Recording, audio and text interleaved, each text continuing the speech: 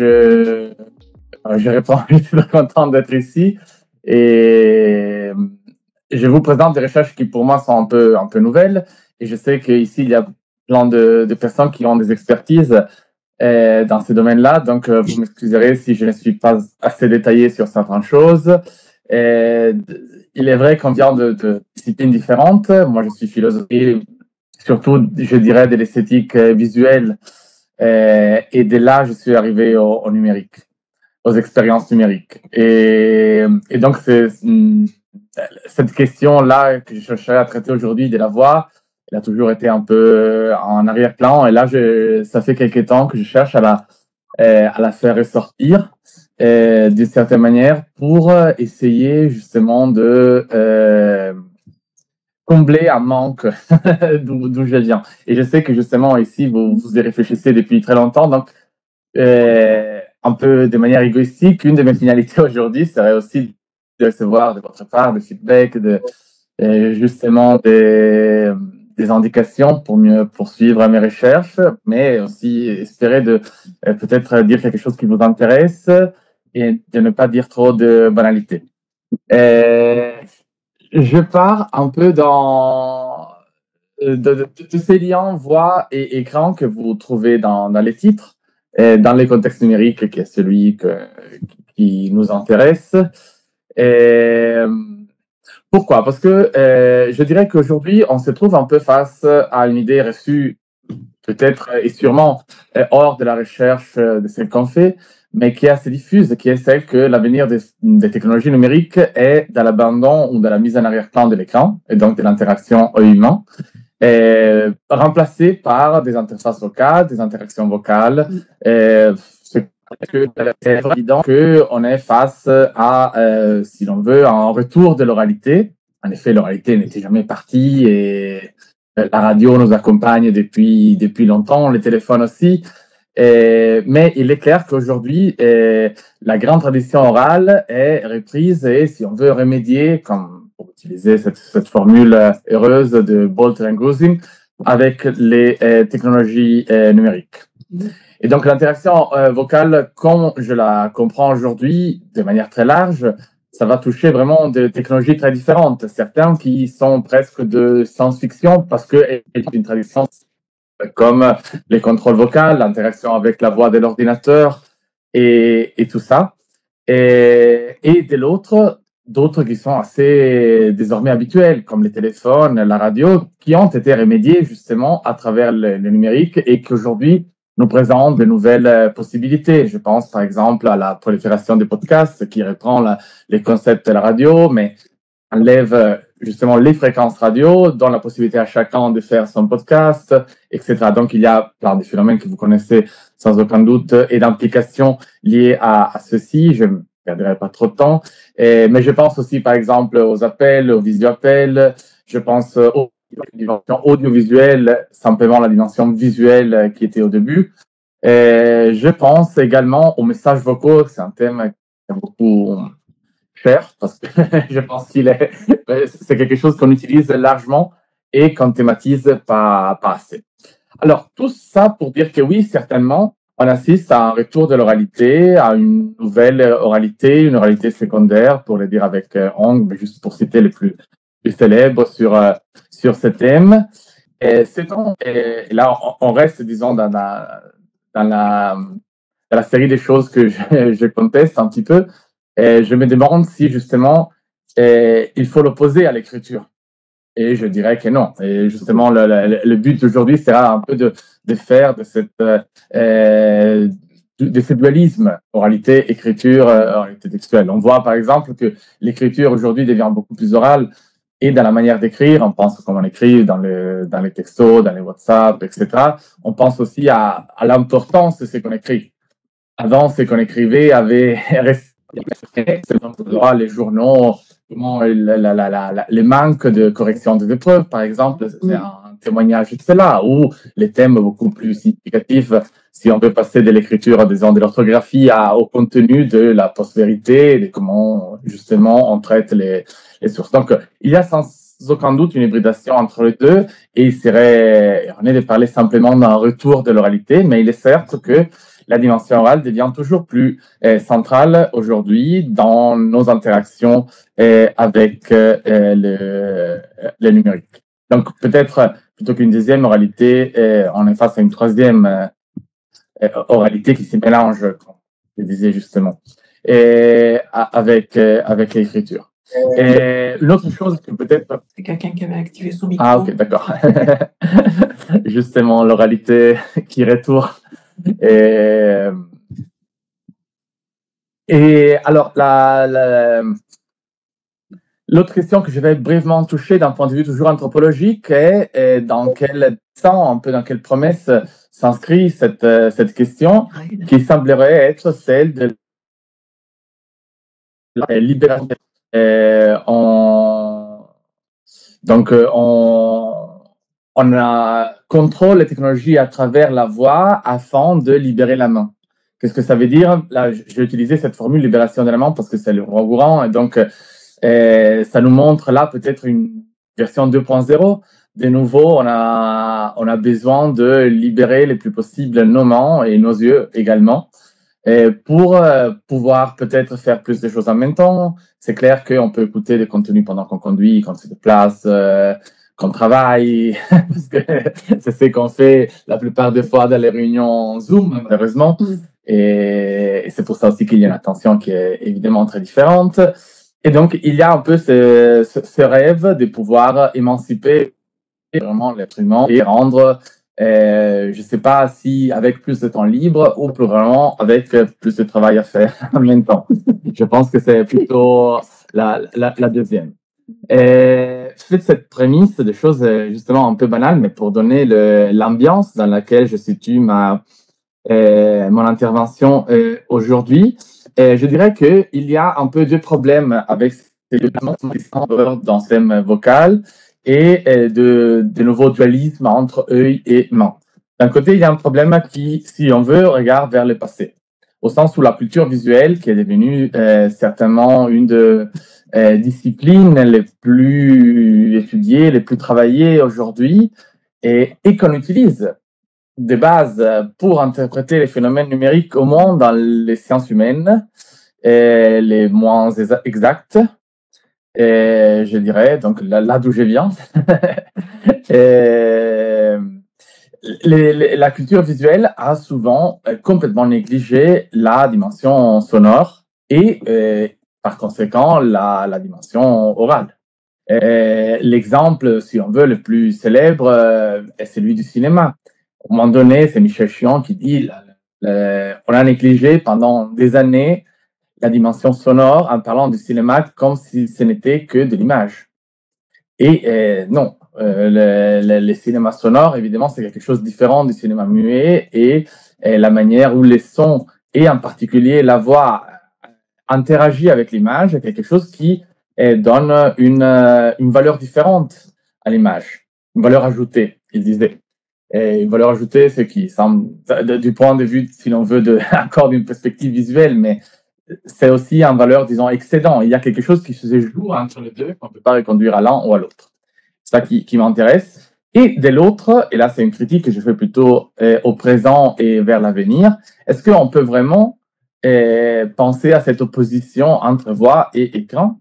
Est-ce que c'est quelque chose d'intelligent ou c'est plutôt quelque chose qui va dans une sorte de propagande et dans une direction qui est celle de certaines compagnies qui cherchent à développer des technologies, mais finalement ne prend pas vraiment en compte certains fonctionnements, disons, du numérique que j'aimerais mettre un peu en évidence aujourd'hui. Alors, l'hypothèse que j'avance aujourd'hui est que, en effet, on ne peut pas parler de voix sans parler d'écran.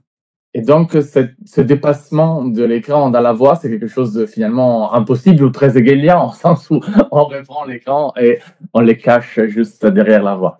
Et en même temps, je dirais, il n'y a pas d'écran sans quelque chose comme la voix, quelque chose de l'ordre de la voix, si l'on veut. Donc, quelque chose qui excède l'écran, qui échappe, qui prolonge. Quelque chose, c'est cette valeur ajoutée, si l'on veut, que je vais chercher d'associer justement à l'écran.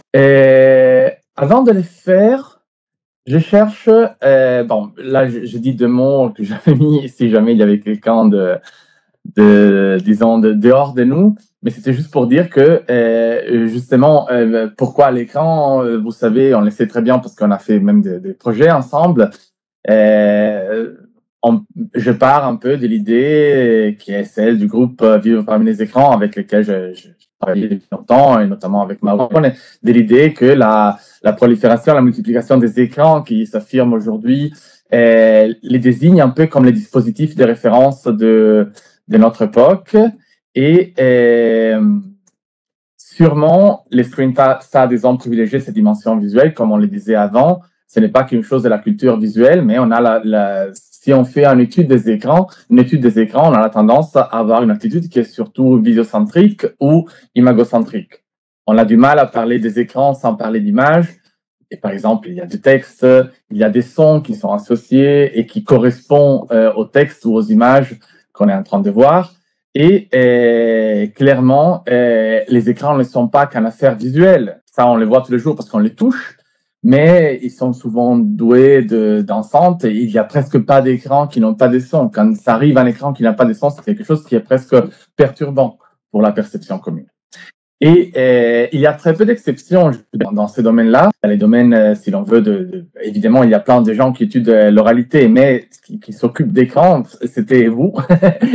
C'est pour ça que j'étais très content de vous rencontrer. Et donc, vous avez cette dimension multimodale et d'interaction, et donc, je dirais, de relation qui détourne l'attention de l'écran en tant qu'objet et les pose sur une ambiance, un contexte, des relations, et je ne dirais pas une synesthésie parce que c'est une notion compliquée, mais une complexité des sens, du sensible.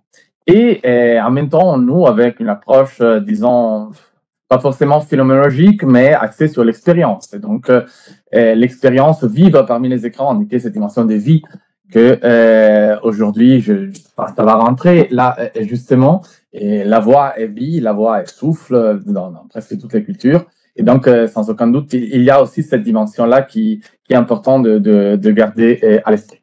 Qu'est-ce qu'on parle aujourd'hui quand on parle de voix numérique? Là, j'ai fait une synthèse, je le dis, si vous voulez, de manière très, très vite, mais pour vous donner trois types d'interactions vocales. Il y en a sûrement beaucoup plus, mais je cherchais de proposer cette répartition. D'un côté, on a la voix numériquement enregistrée.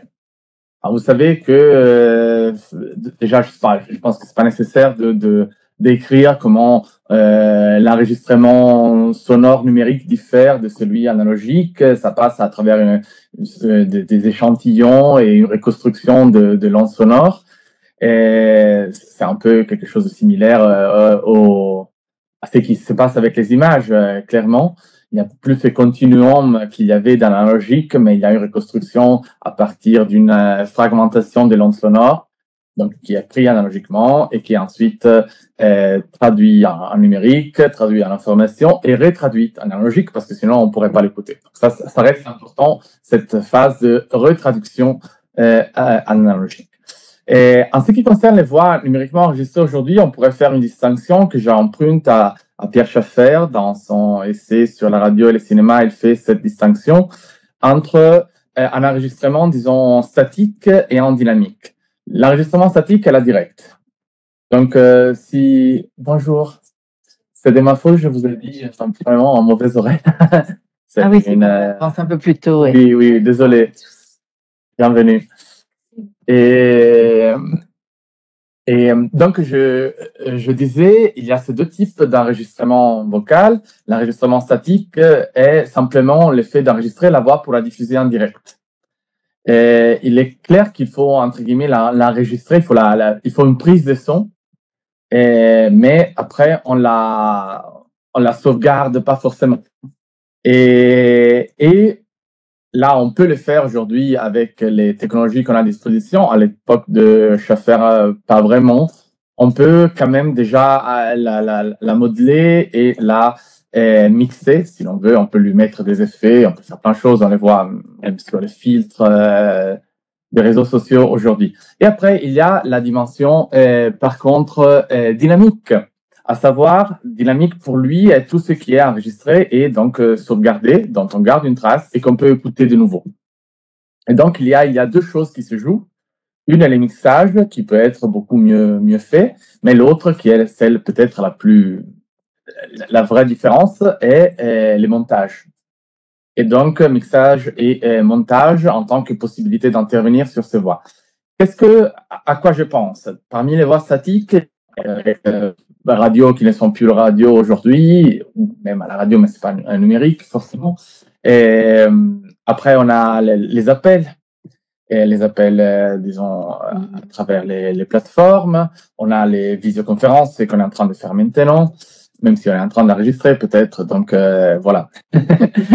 Et après, cette voix pourra aussi devenir dynamique et pas rester statique comme elle est maintenant.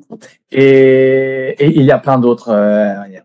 Et sinon, il y a la voix enregistrée, on a les podcasts, on parlait avant, il y a plein de produits audiovisuels. Donc, de nouveau, on revient sur les réseaux pour dire comment la voix reste très présente dans ce qui est, par exemple, Stories, dans ce qui est contenu en général pour les plateformes, Twitch, YouTube, etc. Et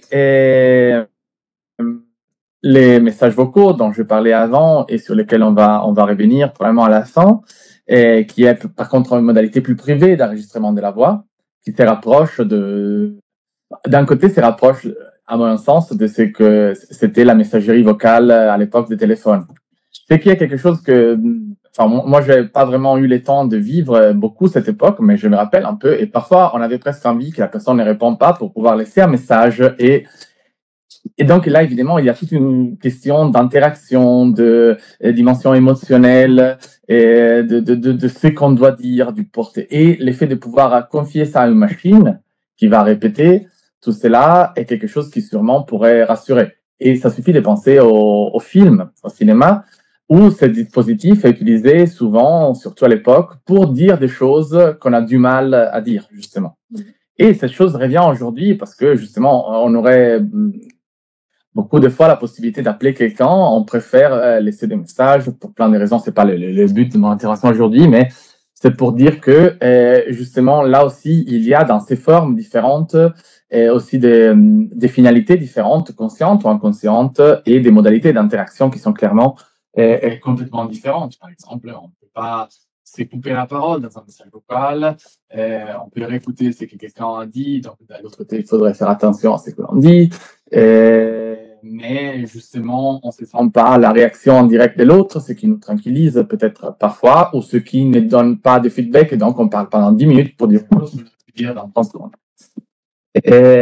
Donc ça, c'est le premier, disons, terrain de voix. Je cherche de les montrer ici parce qu'après je vais faire un discours plus théorique et à la fin je vais revenir sur des exemples. Donc comme ça, j'espère que même avant de revenir sur les exemples, ces cas pratiques peuvent un peu résonner dans vos têtes et dans vos esprits. C'est plus fort. Et le deuxième cas est celui des voix numériques, disons, synthétiques, des voix des intelligences artificielles, des voix des machines. Et donc, ils ne sont pas forcément des voix humaines enregistrées, sauf que souvent, oui, au sens où il y a justement, vous savez mieux que moi, deux modalités. Disons, principales, il y a plusieurs. Mais les deux principales, la différence principale entre ces modalités pourrait être, dans certains points de vue, l'effet de partir des phonèmes qui ont été enregistrés par une voix humaine et l'effet de partir des phonèmes qui ont été synthétisés à partir d'un son brut. Et donc, je les diviserai de cette manière. Sauf que si l'on veut, on pourrait dire que dans les deux cas, il s'agit quand même de voix enregistrées, parce que qu'il s'agisse d'un enregistrement humain ou d'un enregistrement synthétique, dans les deux cas, on doit enregistrer les phonèmes pour après les combiner et construire des mots. Donc, même dans les cas, disons, où l'enregistrement est moins évident, celui de la voix synthétique qui ne vient pas d'une voix humaine, cette dimension de l'enregistrement reste quand même fondamentale. Et la différence est clairement la source. La source, les corps, disons, dans l'instrument qui donne le corps à la voix.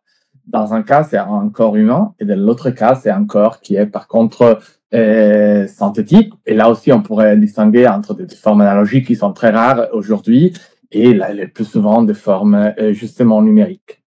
Il est intéressant là-dessus, juste une petite remarque, il s'agit d'un domaine de l'oralité et très particulier. Je ne sais pas si on pourrait définir vocalique au sens propre. Si on voit toutes les études sur la voix, Schaffer, Chion en particulier, insistait beaucoup sur le fait que c'était déjà la linguistique qui disait les phonèmes n'est pas quelque chose qui a à faire avec la voix, n'a pas à faire avec la dimension sonore. Les phonèmes est une abstraction symbolique et un signe est quelque chose qui appartient à l'élément linguistique. Et donc, si on veut parler de voix et de vocalique à partir de voix numériques, il est plutôt intéressant de voir les bagues, il est plutôt intéressant de voir comment on les coupe, plutôt intéressant de voir d'autres peut-être aspects. Au plus qu'intéressant, il est plus exact de parler de ça, sachant que justement, tout ce qui est reconstruction à partir des phonèmes d'une voix n'est pas forcément ce que traditionnellement appartient à la dimension vocalique. Et la troisième interaction que je voulais surligner, sur laquelle peut-être à la fin je n'aurai pas le temps de revenir, mais semble quelque chose d'intéressant, est justement celle entre être humain et machine dans l'échange. Et là, on a deux un peu. Une qui est celle du contrôle vocal, le vocal control en anglais, à savoir, je sais pas, l'assistant de notre smartphone, Siri, les box qu'on a chez nous, les boîtes vocales qu'on a chez nous, donc Alexa, Cortana, Google, etc. Et qui justement sont des softwares de reconnaissance vocale et donc reconnaissent et traduit en pute numérique la voix. Et de l'autre côté, ce contrôle vocal a une ambiguïté sémantique intéressante parce que ça finit, on le voit, là, je ne vais pas, disons, on n'a pas beaucoup de données là-dessus, mais il est clair que pour interagir avec nous, ces machines doivent nous écouter et être prêtes. Donc, d'une certaine manière, elles nous surveillent. Vraiment, elles nous surveillent beaucoup plus de ce que l'on pense, mais je ne vais pas faire ça, c'est pas ça le but de ma contribution aujourd'hui.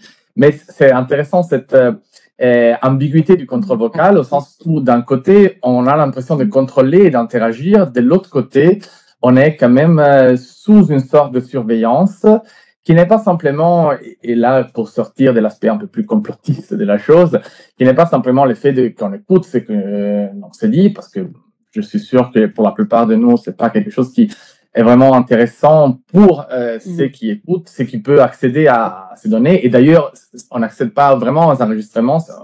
Souvent, on accède on utilise ces enregistrements pour détecter certaines choses dans la voix. Et là, c'est surtout la détection des émotions qui est celle qui est pratiquée.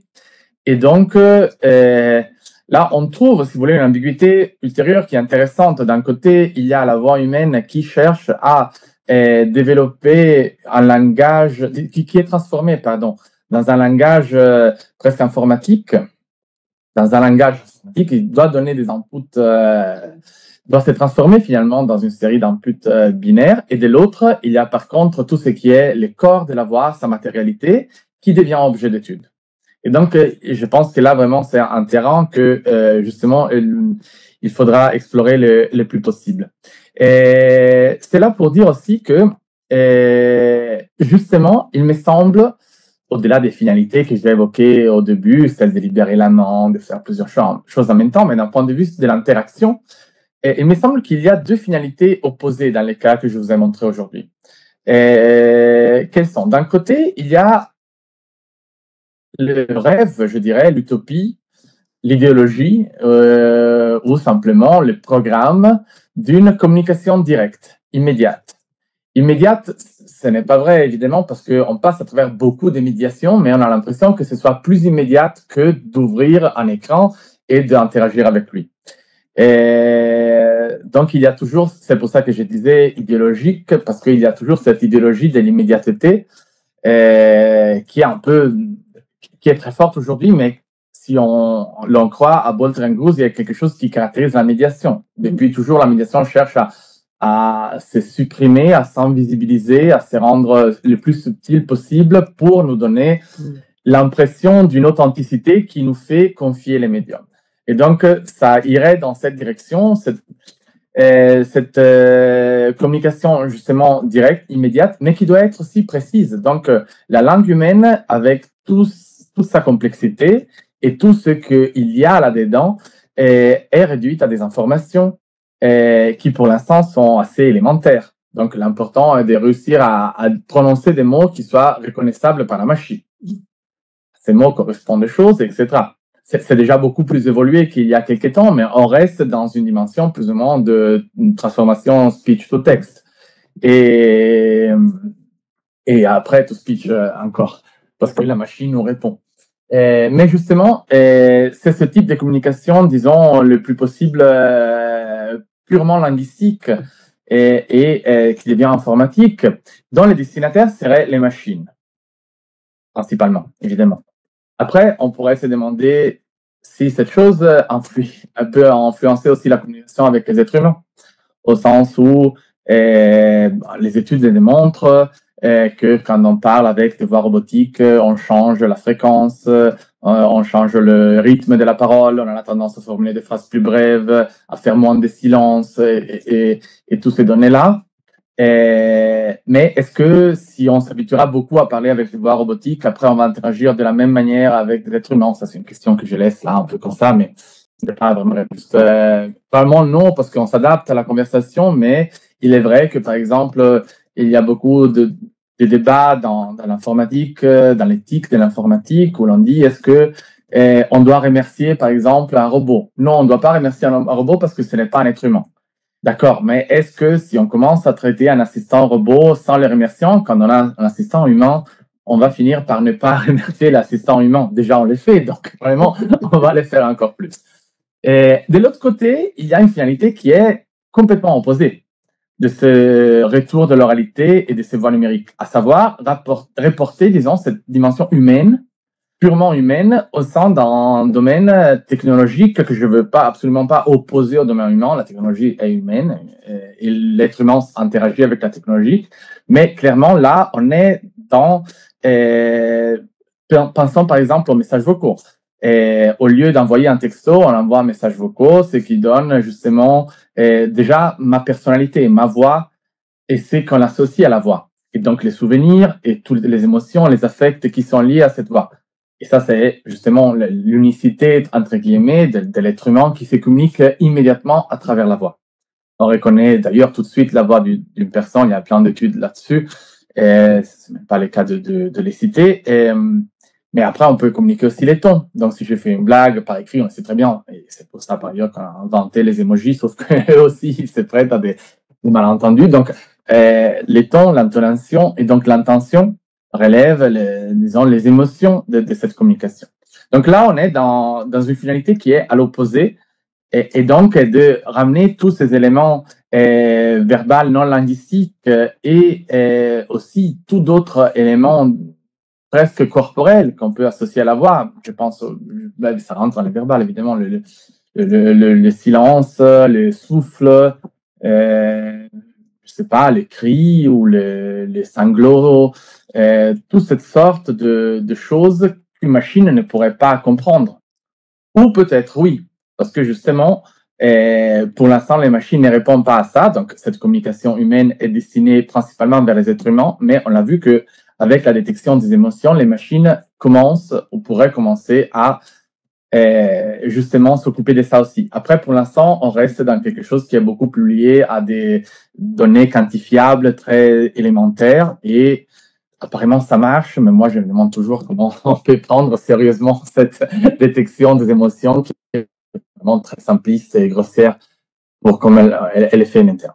Donc ça, c'était pour donner un peu le cadre des expériences qui m'intéressent et dans lesquels je vais chercher d'analyser ces rapports voix-écran.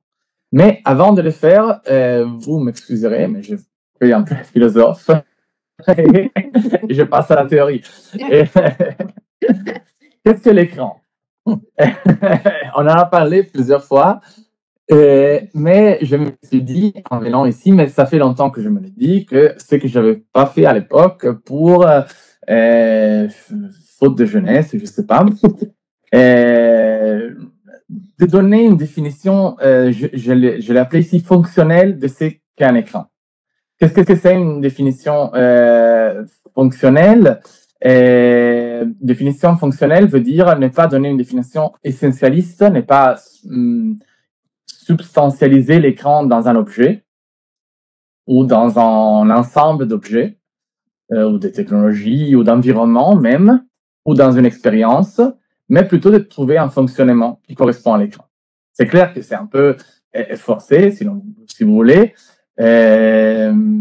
On peut remonter beaucoup en arrière. Là, j'ai dit c'est une opération généalogique au sens foucaultien. Pour Foucault, la généalogie est quelque chose qui commence dans les présents. Donc, c'est clairement le fait qu'il y a tellement d'écrans aujourd'hui qui me suggère cette idée de parler d'un fonctionnement écranique. Si aujourd'hui, il y avait un autre dispositif, on aurait probablement trouvé une autre métaphore pour beaucoup d'autres fonctionnements. Mais justement, cette métaphore fonctionnelle est là, je pense, une raison d'être que je chercherai à montrer. D'abord, pour chercher à définir cette fonction d'écran, je partirai d'une ambiguïté constitutive beaucoup travaillée par tous les théoriciens de l'écran, Carbone, Dominique Chateau, Francesco Casaetti, ou Tam, ou plutôt d'un côté, disons, de archéologie des médias. Ambiguïté constitutive entre montrer, dissimuler, protéger et exposer. Donc, l'écran qui a toujours cette double dimension. On le sait et je ne vais pas insister beaucoup plus là-dessus, mais c'est important parce que, alors, cherchons à définir, si vous voulez, toujours dans un esprit Foucaultien, les dispositifs de l'écran à partir de cette ambiguïté constitutive. Un dispositif pour Foucault est un ensemble indissociable d'éléments hétérogènes qui répondent à une fonction de l'écran.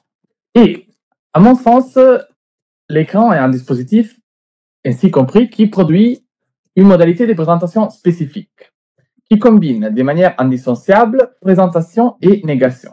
Et j'ai cherché d'utiliser ces deux termes qui ne sont pas forcément visuels. Présentation et négation, en même temps. Au sens où on ne peut pas faire l'un sans faire l'autre. Ce qui veut dire montrer, dissimuler, exposer et protéger, mais aussi dans un sens plus informatique, accéder et ne pas accéder.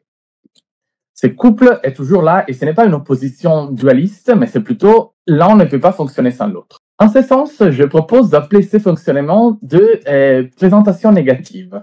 Présentation négative, c'est un terme que j'emprunte à Kant quand il parle du sublime. Et ce serait justement la présentation de quelque chose à travers la négation de la possibilité de présenter quelque chose d'autre. Donc, je ne peux pas présenter quelque chose, mais je présente quand même quelque chose. Je présente le fait que je ne peux pas présenter. C'est Lyotard qui traduit un peu les sublimes kantiens dans cette formulation. Donc, tentative justement de présenter qu'il y a de l'irréprésentable. Là, je vous ai mis une citation de Lyotard qui est intéressante. Il dit justement, ce n'est pas l'absence de présentation, ce n'est pas la présentation du néant. Elle est négative au regard du sensible, mais en même temps, elle est bien un mode de présentation sensible, justement. Ce qui spécifie ces modes, c'est qu'il est retiré, en retraite. Et en retraite, pardon, la retraite, lapsus. Donc, en retrait. Et la présentation, justement, consiste dans une sorte de mise à part, à l'écart. Donc, il y a toujours un écart, il y a toujours quelque chose de plus et en même temps une abstraction ainsi comprise. L'écran, dit d'une autre manière, fait écran à ce qui est irreprésentable. Mais faisant écran à quelque chose d'irreprésentable, donc dans le sens de dissimuler quelque chose, de ne pas pouvoir le montrer, c'est fait surface démonstration du fait qu'il y a de l'irreprésentable et donc nous montre quelque chose d'autre. Certes, je ne dis pas que tous les écrans aujourd'hui participent de cette dimension du sublime. Le sublime est, si vous voulez, le point zéro de cette dynamique des présentations négatives qui, après, je considère de manière intensive, modulaire, et donc qui peut devenir beaucoup moins clairement négative comme type de présentation. Aujourd'hui, on a des écrans qui prétendent montrer tout. Alors, on les appelle display, qui serait un mot qui, justement, voudrait tout montrer. Mais en fait, ça reste inscrit dans cette modulation et on sait très bien qu'il nous montre juste une petite partie de ce qui se passe derrière, et c'est même pas derrière. Et c'est même pas que derrière. Donc, il y a cette dimension des présentations négatives qui me semble être le premier et le plus important point de cette définition fonctionnelle d'écran que je voudrais proposer aujourd'hui. Écran, et en même temps qu'il se fait écart. Il y a cet écart dont on parlait qui est deux choses. D'un côté, il y a quelque chose qui excède, et de l'autre côté, il y a une sorte de résistance. Une sorte de résistance du sensible. Dans l'imagination kantienne, vous savez, les sublimes, quand l'imagination n'arrive pas à se représenter comme totalité, quelque chose d'immensement. Si vous devez penser au ciel ou à la mer en tempête, donc quelque chose aussi d'extrêmement puissant, comment pouvez-vous le représenter? Moi, l'exemple que je fais toujours à mes étudiants est la chanson pour les enfants, l'éléphant qui danse, qui se bascule sur les toiles d'araignée. Ça, pour moi, c'est l'exemple sublime, parce que c'est quelque chose que si je cherche à les représenter dans ma tête, j'ai mal à la tête. Et mal à la tête, c'est le contraste qui se passe entre la raison et l'imagination chez Kant, et justement, tout ça pour introduire un peu d'autres concepts, mais sont chers dans la définition d'écran, et qui, d'une certaine manière, s'inscrivent dans cette présentation négative, qui sont d'un côté l'excédence, l'écart comme excédence, et de l'autre côté l'écart comme opacité. Et je vais les reprendre après. Là, pour l'instant, vite fait, je dirais que ce fonctionnement de présentation négative est déjà expliqué, si vous voulez, par Mauro Carbone lorsqu'il parle du archi-écran. Et là, par contre, ce n'est pas vraiment la définition oui, c'est la définition d'un fonctionnement écran, mais c'était pour lui individué, identifié, un thème, jamais donné en tant que tel, qui, disons, pourrait être commun à toute une série de variations des figures de l'écran au cours de l'histoire de la préhistoire. Et là aussi, on trouvait justement cette dualité entre un écran positif et un écran négatif. Ce qui m'intéresse est que, dans cette définition, est justement pour introduire le thème de l'excédence. Carbone écrivait « Comme surface cachant tout aussi bien que comme surface montrant, l'archi-écran surdétermine l'espace auquel il est relié. Ainsi, dans un sens ou dans l'autre, un archi-écran présente plus que lui-même. Il présente en s'excédant lui-même. En ce sens, il s'avère que l'archi-écran ne peut être qu'un écran excédant. Et moi, je dirais que tout écran, d'un point de vue fonctionnel, fonctionne à travers cette excédence. L'effet de montrer quelque chose à travers la négation d'une démonstration fait de sorte qu'on ne présente ni le positif ni le négatif, mais quelque chose qui excède l'empiètement de l'un sur l'autre.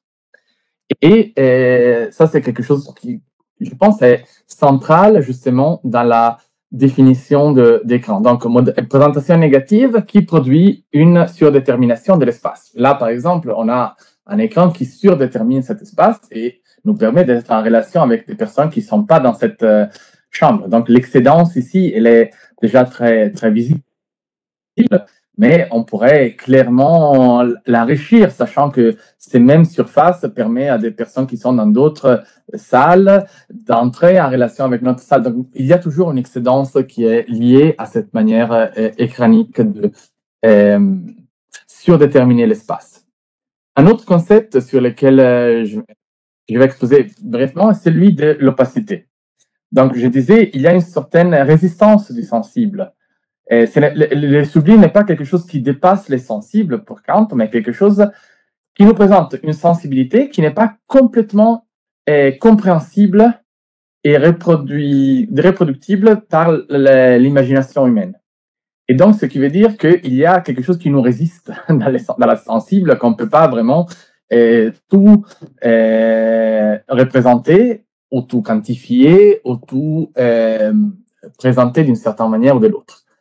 Et donc, cette opacité de la sensibilité, on la retrouve dans l'écran parce que l'écran n'est pas un support, si on veut parler d'image, ou en général n'est pas un support de quelque chose qui nous permet d'accéder à quelque chose malgré lui-même. Ce n'est pas une fenêtre. Une fenêtre nous permet de voir dehors malgré sa présence parce qu'elle est transparente. Et si la fenêtre n'était pas là, et il y avait un trou, on pourrait voir de la même manière, même mieux. L'écran, c'est quelque chose qu'on peut voir grâce à lui, avec lui, grâce à son opacité.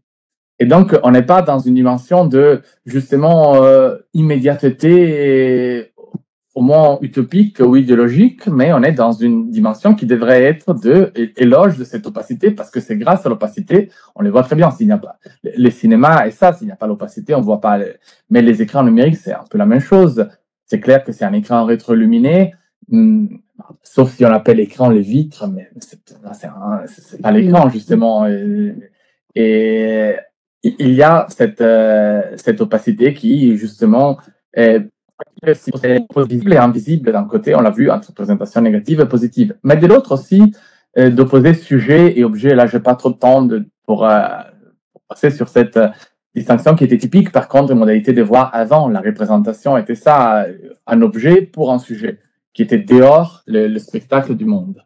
Et la philosophie allait avec Descartes et toute la philosophie moderne qui suit un peu cette pensée. L'écran combine visible et invisible et sujet et objet, spectateur et spectacle, de manière à les renverser l'un dans l'autre.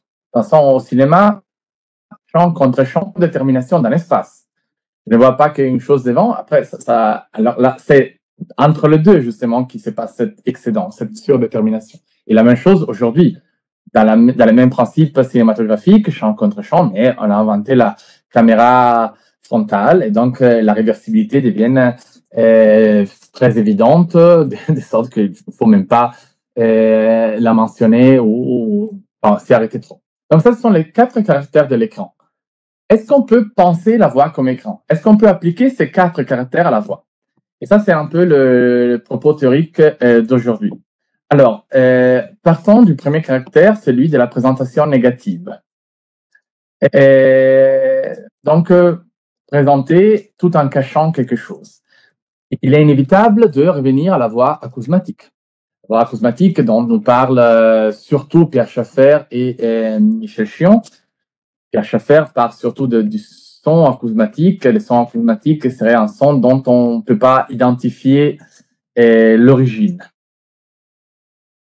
Et la voix acousmatique est justement une voix, donc, s'agissant d'une voix, on réduit déjà les possibilités de cette origine, mais il s'agit d'une voix dont on ne peut pas voir la source. Alors là, déjà, on trouve cet entrelac entre dimension visuelle et sonore qui m'amenait à dire au début, on est sûr vraiment de pouvoir dépasser les visuels dans les sonores, d'oublier les sonores dans les visuels, non, parce que les deux sont toujours dans une interaction continue. Donc, la voix comme acousma s'inscrirait justement pour cette invisibilisation de la source d'un côté et présentation de quelque chose, la voix de l'autre, dans cette dynamique de présentation négative. L'exemple philosophique par excellence est celui de Pythagore. Pythagore, vous savez, enseigné caché par un voile, surtout pour les étudiants les moins initiés. Pourquoi? Pour justement séparer le visuel de l'oral et donc permettre de se focaliser juste sur le contenu de la voix, mais aussi peut-être pour séparer l'esprit du corps et donc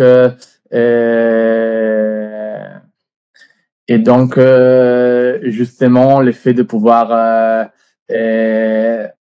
rentrer en contact avec quelque chose de plus que le corps lui-même. Voilà. C'est intéressant par ailleurs que Pythagore faisait ça dans des cavernes, tout comme Platon part de la caverne. Mauro Carbone construit l'archi-écran à partir de la caverne platonicienne, à partir de ces petits murs qui ne permettent pas de voir les gens qui, disons, actionnent les objets et projettent les ombres, donc pas les murs qui montrent, pas l'écran positif, mais l'écran négatif. Et on trouve un écran négatif, même dans... là, je ne sais pas ce qui s'est passé, mais j'ai... Dû activer quelque chose aussi. Oui, mais là, de nouveau... Ah, ok, maintenant ça marche. Parfait.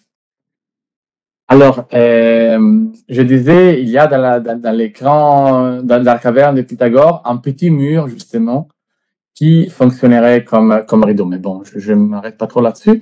Après, la voix acousmatique, un autre exemple célèbre, est celui du cinéma. Dans le cinéma, on a ce qu'on appelle acousmètre. Avec Chion, ce serait un être acousmatique, un personnage acousmatique, à savoir une voix dont la source n'est pas visible à l'écran, mais n'est pas facilement identifiable. Donc, c'est pas la voix off dont on sait que c'est le protagoniste, c'est son dialogue intérieur ou c'est le narrateur qui raconte l'histoire, mais c'est plutôt une voix dont on ne peut pas identifier la source et en même temps qu'on s'attend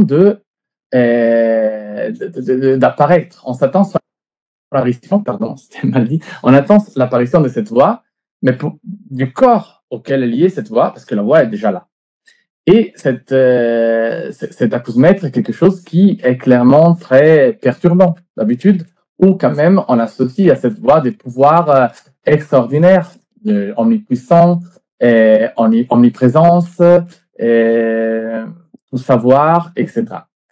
Pourquoi? Parce qu'on n'arrive pas à la reconduire, disons, à quelque chose d'évident. Là, ce sont des exemples qui feraient de la voix acousmatique quelque chose de particulier, disons. Pas toutes les voix sont acousmatiques. Mais, et qui nous montre aussi, pardon, je dis ça aussi, une sorte de nécessité de désacousmatiser la voix. Ce qui veut dire d'identifier la source de la voix. Ce qui nous révèle aussi un peu une sorte de nécessité, là je suis un peu en train de surinterpréter peut-être, qui serait une tendance occidentale au moins à associer à une voix une individualité, une personne. On a cette nécessité de savoir que cette voix correspond à une personne et à cette personne. Et clairement, si quelqu'un est en train d'imiter, je sais pas, on peut penser à The Wizard of Oz, quand on découvre que cette voix qu'on pensait être dans Magicien, en fait, alors cette déception est aussi parce qu'on associe certains caractères à une voix et on a la tendance de la imaginer d'une certaine manière. Mais ce qui veut dire que pour nous, la voix n'est pas quelque chose qui peut être un attribut comme elle l'est, en fait, qui change, se modifie, s'adapte, mais c'est plutôt quelque chose qui devrait représenter une personne. Et là, on a un peu de tendances sur lesquelles je ne vais pas du tout m'arrêter, mais une tendance plus spirituelle, donc la voix comme voix de la conscience. Et là, c'est une voix qui souvent n'est même pas parlée. Et je pense à Husserl, Derrida, tous ces discours de l'auto-affection. Donc, voix synonyme d'esprit, conscience, âme, en identité immatérielle, ou sinon, voix comme corps. Alors, je pense à Adriana Cavarero, qui a repris et a travaillé très bien sur la philosophie de la voix, mais là aussi, on trouve cette tendance à vouloir reconduire la voix à une subjectivité, cette fois une subjectivité corporelle, mais qui, elle dit en citant Hannah Arendt, exprime l'unicité de la condition humaine. Donc, comme si la voix était forcément liée à une identité individuelle unique et subjective. Ce qui est le plus immédiat, le plus évident d'un côté, et peut-être on arrivera à le dire un peu mieux après, à voir pourquoi je conteste ça. Donc, voix, équivalence de sujet. Mais je disais, ce processus de désacousmatisation n'est pas forcément toujours faisable. Au final, il me semble que Chion parlait de désacousmatisation comme en striptease, ce qui n'est pas une métaphore, disons, banale, au sens où il y a, si l'on veut, je ne dis pas une certaine violence, mais quand même un désir un peu obsessif de vouloir dénuder la présence qui se cache derrière la voix. Et finalement, on ne peut jamais arriver, il nous dit, à arriver à cette dernière étape de la voix. Pourquoi? Parce que même quand on arrive face à une personne, d'où vient la voix? Son visage, sa bouche, sa langue, sa gorge, et après on ne voit plus. Donc la voix reste invisible. La source de la voix, pardon, la voix est invisible, mais la source de la voix reste invisible.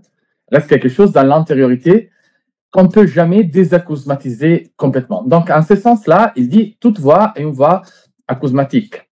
Aussi parce que chaque voix, si l'on veut, est à la recherche d'une origine, mais une fois qu'on trouve les corps de cette voix, il s'avère, il dit Dollar, dans ce texte Voice and Nothing More, qui est un peu un texte fondamental de théorie sur la voix, il s'avère que la voix ne colle pas au corps. C'est une excroissance, donc pas simplement une présentation négative, mais aussi une excédence, un élément de la voix. La voix, c'est présent toujours à travers, s'il est toujours acousmatique, c'est présent toujours à travers cette présentation négative, et elle se présente en tant qu'excédence par rapport à cette présentation négative, quelque chose qui ne colle pas au visible, à ce qu'on peut présenter visuellement. Et il est intéressant par ailleurs ce que Dollar dit après, parce qu'il dit la voix est le véritable principe de division entre intérieur et extérieur. Alors là, on voit cette surdétermination de l'espace entre intérieur et extérieur qui se passe à travers la voix. La voix est l'impossibilité de diviser entre corps et esprit et agit comme son opérateur. Donc, impossibilité de diviser entre intérieur et extérieur et en même temps, disons, espace liminaire, écran qui sépare et relie les deux. Et en plus, on utilise les termes français plus de corps pour décrire la voix. Alors là aussi, on a un excès d'un corps qui n'est plus un corps, mais qui est corporel en même temps. Il n'y a pas de voix qui sont incorporelles. S'il n'y avait pas de corps, on n'aurait pas la vocalité de la voix. Même avec les machines, il faut clairement une voix. Donc, en ce sens-là, la voix, ainsi comprise, n'est pas forcément une voix subjective, n'est pas forcément la voix d'un sujet. Mais Dollar nous pousse à penser la voix comme objet. Alors là, il y a tout un discours psychanalytique que je ne vais pas faire, la voix comme objet en tant que pulsion, en tant que quelque chose qui, justement, ne correspond pas à un sujet organique, mais correspond à un surplus libidinal qu'on ne peut pas subjectiver en tant que tel, et donc qui est toujours sur le point de renverser tout et de perturber. Mais il est intéressant, si vous voulez, de nous dire que la voix comme objet, elle a en commun avec la pulsion l'effet d'avoir un mouvement de retour. Donc, de toujours, disons, revenir, cette répétition. Et en effet, la répétition est quelque chose qui caractérise aussi le début de la voix. On apprend à parler en répétant quand d'autres, en répétant aussi d'un point de vue visuel, clairement, mais pas que, aussi auditif. C'est une collaboration entre les deux. Et cette obsession à répéter quelque chose, qu'on voit aussi dans des fonctions non linguistiques de la voix, par exemple, c'est pas appeler la personne aimée ou un animal, les chiens, l'effet de répéter les noms du chien, par exemple, c'est une manière de exprimer ces surplus libidinal de la voix. Donc, voix comme objet et voix comme répétition, ce qui nous pousse à parler très vite d'enregistrement. L'enregistrement, c'est ce qui nous permet justement de traiter la voix pas comme un sujet, mais comme un objet. Parce que déjà, on arrive à fixer la voix, on peut l'étudier, on peut la répéter, justement. Donc, on peut revenir à ces mouvements circulaires de la pulsion qu'on retrouve dans l'enregistrement. On a dit déjà des choses là-dessus avec Schaffer, donc je reprends pas forcément. Mais ce qui est intéressant, c'est ce que Schaffer écrit à propos de la voix enregistrée en tant qu'état intermédiaire du réel, une sorte de simulacre, si l'on veut, qui n'est pas un objet matériel, mais qui n'est pas non plus quelque chose d'immatériel qu'on ne peut pas reproduire. C'est toujours cette excédence qui se place entre les deux et qui, d'une certaine manière, rend opaque les sensibles. Là aussi, on a cet élément de résistance du sensible. Pour pouvoir enregistrer quelque chose, il faut une résistance, une bande sur laquelle, à l'époque, sur laquelle enregistrer. Maintenant, on a d'autres manières de résistance qui sont moins physiques, si l'on veut, mais il faut toujours cette opacité afin de pouvoir enregistrer la voix. Donc, on trouve le troisième élément, si vous voulez, écranique. Dans l'enregistrement, il y a cette résistance du sensible, il y a cette forme d'opacité. Schaffer écrit encore, si les micros n'opèrent aucune transformation substantielle dans la matière sonore, ils transforment la sensation sonore elle-même. Voilà, donc cette transformation de la sensation sonore est une transformation justement de notre expérience sensible.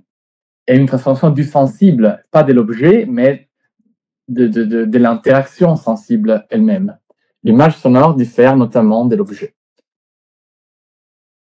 Et donc, troisième point, et enfin, réversibilité sonore.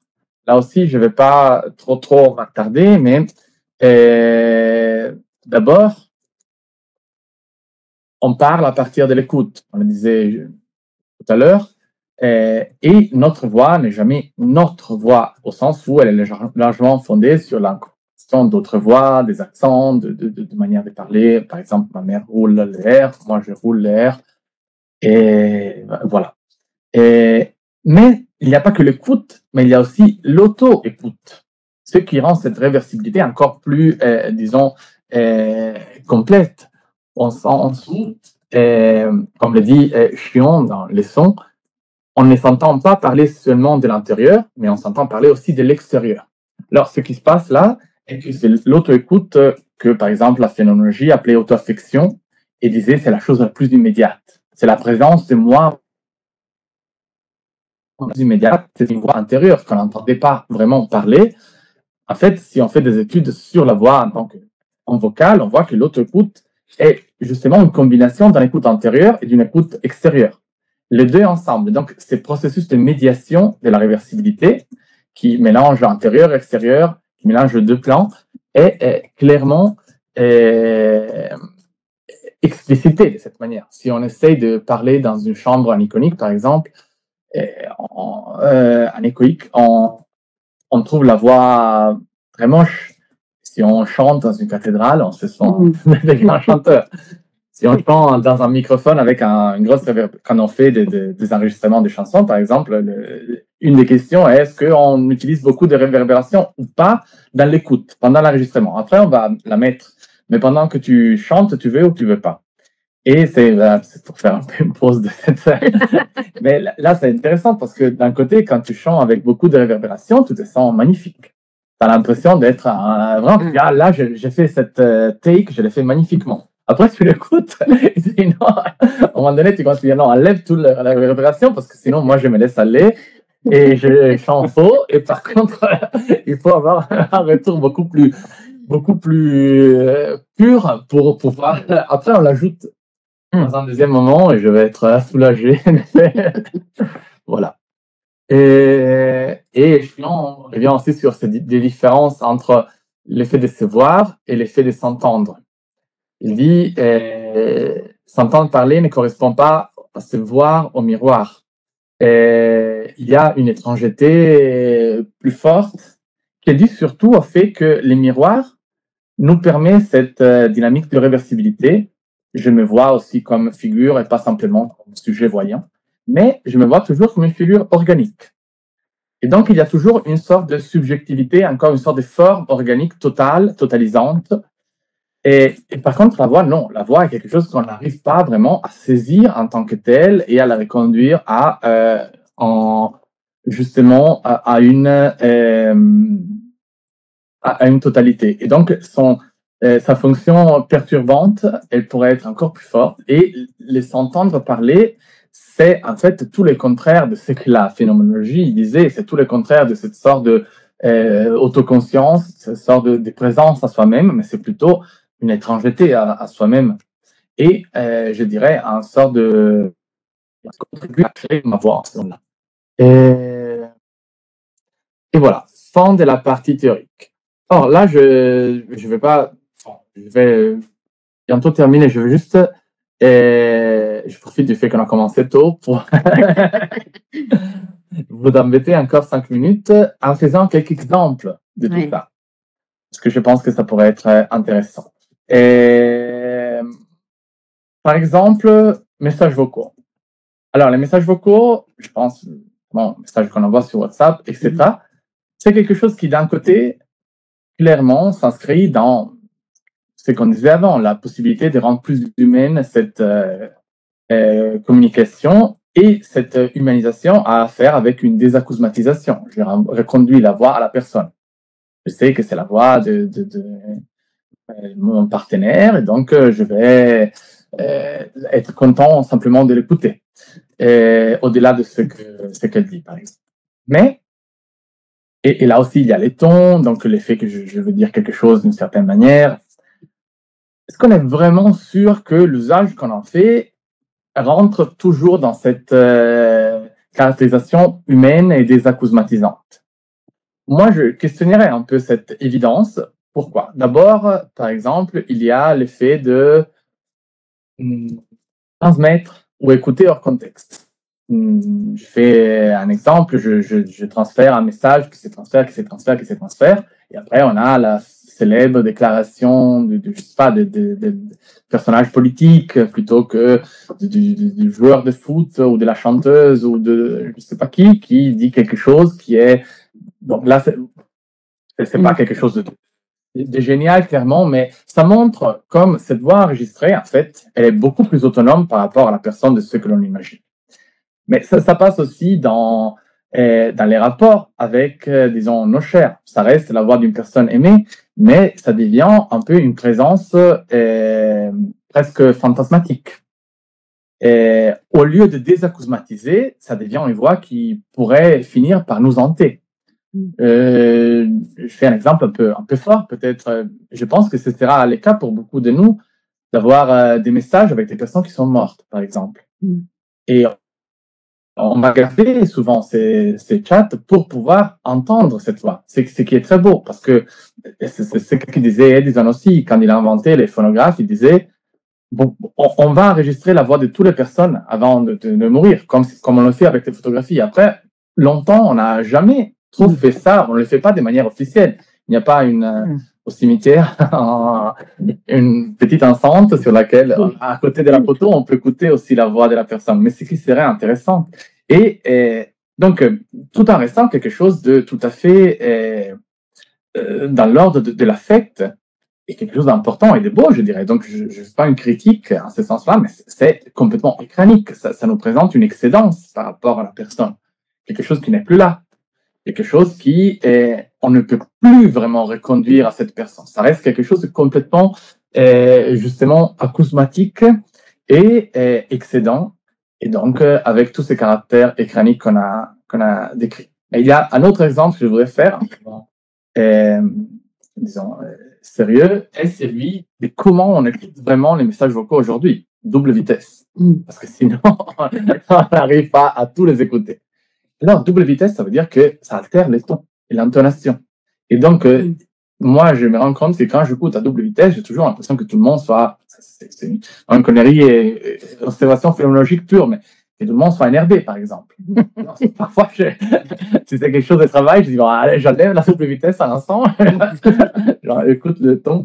Mais alors, pour dire encore, là aussi, opacité du sensible, enregistrement et manipulation de la voix, qui nous permet, même dans une manipulation qui n'est pas, on n'arrive pas au deepfake, qui est l'exemple célèbre et clair de manipulation de la voix, mais déjà là, dans une manipulation très simple, augmenter la vitesse de reproduction, on altère toute une série de choses, le rythme, la fréquence, le pitch, le speech rate, toutes ces choses-là, ce qui fait de sorte que le message change complètement.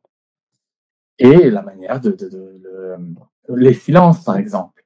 Les silences, qui est quelque chose d'important dans une communication, là, se perd complètement.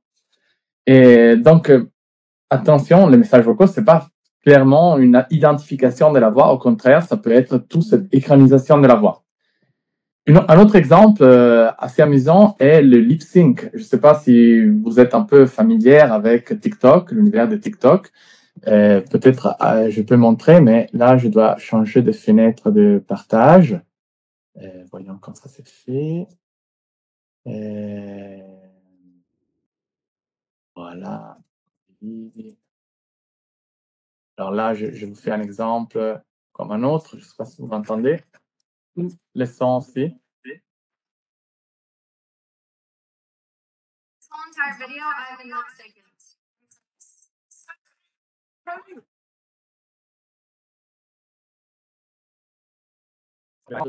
Je mets l'effet de cette vidéo. Je mets l'effet de cette vidéo. It's actually kind of impressive. This whole entire video, I've been lip syncing. Impressed. Et là, il y a un peu de retard, on n'arrive pas vraiment à le voir. Et il y a aussi le retour de mon... Donc, c'est compliqué de montrer ces vidéos, mais c'est vraiment une tendance sur TikTok et sur Instagram aussi. Désormais, on a des contenus audio séparés qu'on a pris, je sais pas, d'une chanson, d'un film, d'un reel fait par un influencer très célèbre ou de quelque chose qui est devenu viral. Et on s'amuse à reproduire en lip syncing, donc en faisant un doublage cinématographique, si l'on veut, la voix. ce qui crée en effet des voix cosmétiques, je dirais, assez intéressantes, qui met en question toute cette reconnaissance de la voix à la personne. Parce qu'on voit, je sais pas, on sait que de manière aussi préjudicielle, on associe à des caractères de la voix, de caractères physiques, par exemple. Donc, on voit, je sais pas, un homme vieux et barbu parler comme un enfant, ou une jeune fille parler comme un vieux homme, je sais pas. Il y a tous ces effets qui mettent en évidence aussi toute une série de stéréotypes, des préjugés qu'on associe à cette voix comme sujet, et que, par contre, devient assez intéressant dans cette tendance du lip sync. Si vous voulez, on peut en parler plus après dans les questions. D'autres exemples sur lesquels je ne vais pas faire écouter parce que sinon on perd trop de temps, c'est l'autotune d'un côté. Donc vous savez qu'aujourd'hui on peut, c'est très utilisé dans la musique, c'est une manière, c'est une sorte de Photoshop de la voix, on dit, c'est une manière de, en fait, traduire chaque note dans une information qui correspondra à un sémitone. Et donc on peut déplacer la entonner, disons la syllabe vocale prononcée, et la faire correspondre à son intonation parfaite. Cette chose est utilisée soit de manière, disons, cosmétique, donc aujourd'hui, presque tous les chanteurs n'acceptent plus d'avoir je dirais même pas des fausses notes, mais des notes qui, par exemple, d'autres. Là, aujourd'hui, à travers l'autotune, on finit par sauter parce qu'on n'aime pas peut-être ce passage entre les différentes notes, etc. Donc, il y a cet usage cosmétique qui change aussi pour rester dans cette dimension réversible de la voix, la manière de chanter. Au sens où les jeunes, aujourd'hui, cherchent à chanter de cette manière parfaite, qui est la manière, si on écoute en disque, je sais pas, de Nina Simone, et on écoute en disque de Lady Gaga aujourd'hui, on voit cette différence de manière d'enregistrer la voix et de chanter par conséquent. Et donc ça, c'est quelque chose d'intéressant, mais c'est intéressant aussi le fait que beaucoup d'artistes l'utilisent avec des finalités créatives. Donc, par exemple, la trap est un genre musical qui utilise l'autotune de base de manière très forte. Donc, c'est plus un cosmétique, mais ça devient vraiment un filtre évident. Mais là, l'exemple que je vous aurais fait, c'est de ces chanteurs Bon Iver qui l'utilisent en live et l'utilisent pour donc, en fait, c'est limite pas à codifier la voix, mais à partir de ces informations, il ajoute d'autres à travers des claviers ou à travers des harmonisateurs, disons, des intelligences artificielles qui harmonisent automatiquement. Ce qui divise la voix dans plusieurs fois. Ça fait un effet choral. Cet effet choral, si vous voulez, après, je vous ferai écouter, c'est quelque chose qui, justement, va dans cette dimension d'excédence, d'opacité. On n'arrive plus à identifier la voix du chanteur. Là, on est vraiment dans un chansonnier à l'ancienne, si l'on veut, un singer-songwriter. Donc, ce qui était la forme d'expression la plus directe, si l'on veut, la plus personnelle, devient quelque chose de choral, devient quelque chose qui hybride l'être humain à la technologie et qui nous montre la dimension écranique de la voix. Et enfin, l'arnaque via deepfake, que c'est quelque chose, je ne vais même pas, enfin, les deepfakes mériteraient un discours beaucoup plus attentif que je vais faire aujourd'hui. Je n'ai pas encore fait mes recherches, disons, assez détaillées là-dessus, mais on sait que désormais, surtout aux États-Unis, il y a beaucoup de vieilles personnes qui reçoivent des appels de leurs neveux qui disent de leurs petits enfants, écoute, je suis à prison, il faut que je mette 100 000 € et tout ça est fait avec des applis de deepfake de la voix qui permettent à partir de quelques enregistrements des réseaux sociaux de imiter la voix de quelqu'un, lui faire dire tout ce qu'on veut. Et là, justement, cette dimension d'associer la voix à une personne trouve toute sa... même les tons de la voix, même les grains de la voix n'est plus directement associable à la personne, ce qui, clairement, dans ces cas-là, est quelque chose de négatif, mais en soi, moi, je ne vais pas faire une critique de ça, mais je vais faire une critique du fait d'associer la voix à la personne. C'est quelque chose que, encore plus, aujourd'hui, on ne peut plus faire. On doit un peu se passer de cette évidence. Et l'autre chose, 5 minutes sur laquelle je vais parler, est les voix synthétiques, parce que là, on a une sorte de situation paradoxale. D'un côté, on a des dispositifs physiques avec un corps qui n'est pas un corps humain, qui se présente avec une voix. Donc, par exemple, Siri, on a très bien, disons, on a une idée d'où ça vient. C'est une voix cosmétique, on sait très bien que c'est l'assistant qui est dans notre smartphone, dans notre ordinateur, etc. Et donc, on pourrait tranquillement associer cette voix à cet objet. Et par contre, on a la tendance à l'imaginer dans un corps humain, dans une subjectivité humaine, au-delà du corps. Au moins par Liz Faber qui a écrit ce livre intéressant de Computer Voice, est celui du stéréotype genré. On associe un genre à cette voix, ce qui veut dire que finalement, on imagine une subjectivité humaine, même si on sait très bien que cette voix est associée à un corps qui est un corps technologique et numérique. Et donc, par exemple, le part de Siri, elle nous dit, dans un sens pratique, ce n'est pas une femme, c'est un programme, c'est une line of code, pas de corps, pas de conscience, c'est juste une voix. Mais, comme toute une série, elle fait toute une étude intéressante sur les précurseurs de séries, surtout dans la science-fiction, presque toujours des voix féminines, presque toujours des assistantes associées à des ordinateurs. L'imagination, disons, de ce qu'on va projeter à partir de cette voix. Et clairement, on le fait à partir d'une voix qui est quand même genrée. Donc là, on pourrait, par exemple, ouvrir la question, on discute beaucoup en éthique du numérique, est-ce que les voix des machines doivent sonner comme des machines et pas sonner comme des êtres humains? Parce qu'avec cette modalité d'aujourd'hui, comme je disais un peu au début, de partir des voix humaines, des phonèmes de voix humaines pour construire des voix synthétisées, mais très, très, très similaires aux voix humaines, on finit par créer cette confusion. Peut-être si Siri parlait d'une voix d'un ton plus robotique, on aurait moins de déclarations d'amour, mais au-delà de ça, vraiment,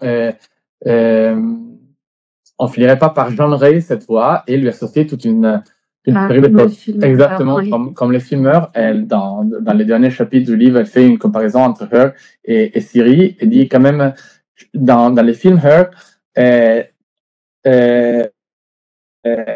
cette chose est un peu plus évidente, et encore plus évidente, parce qu'on sait que la voix de Scarlett Johansson, et est-ce que quelqu'un peut vraiment écouter la voix de Scarlett Johansson sans s'imaginer son corps? Probablement non. Parce que c'est tellement un corps tellement iconique, connu, et aussi, disons, la sensualité de sa voix est certainement associée à la sensualité d'un corps que tout le monde connaît et apprécie. Mais elle se demande justement pourquoi on finit pour le faire avec Siri. D'ailleurs, Apple refuse d'admettre que la voix de Siri a été enregistrée à partir de la voix de cette actrice, Susan Bennett.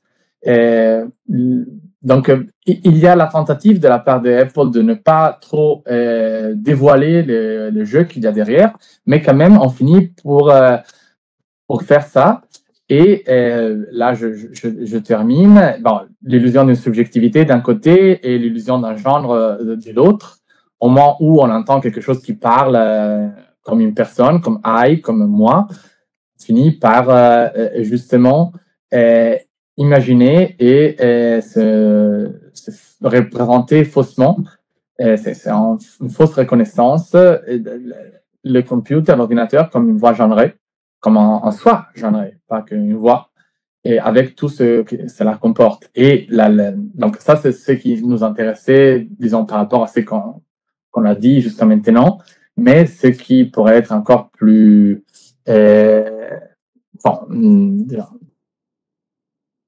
qu'il faut faire et que je partage avec Liz Faber est que justement le paradoxe est que on finit par traiter cette voix en même temps comme une chose et comme une femme, c'est qui n'est pas simplement comme une personne, c'est une personne sur laquelle on a certaines attentes sociales et certains préjugés. Et donc c'est là qu'elle fait l'exemple justement du voix qui est toujours la voix d'une assistante. Et elle dit, il y a dans l'informatique un problème avec le genre, de sorte que les voix d'assistants sont, par exemple, souvent des voix féminines. Et justement, il y a tout cela qui va avec. Donc, c'est pas simplement la question qui n'est pas forcément bête des personnes qui tombent amoureuses de ces voix, mais c'est aussi, comme on disait au début, quelle relation cette chose nous pousse à avoir avec les ordinateurs et avec les femmes en même temps, parce qu'on va associer ce devoir. De toute façon, si l'on veut, et là, ça pourrait être la note positive sur laquelle terminer, on est là, tout de côté, la voix de la machine, la voix de la femme, etc., des voix qui n'ont pas été la voix de l'homme, qui est la voix platonicienne, la voix de la philosophie, la voix qu'on a cherché un peu de mettre en discussion aujourd'hui. Et donc, vive une libération de ces voix alternatives et crâniques. Merci beaucoup. Merci.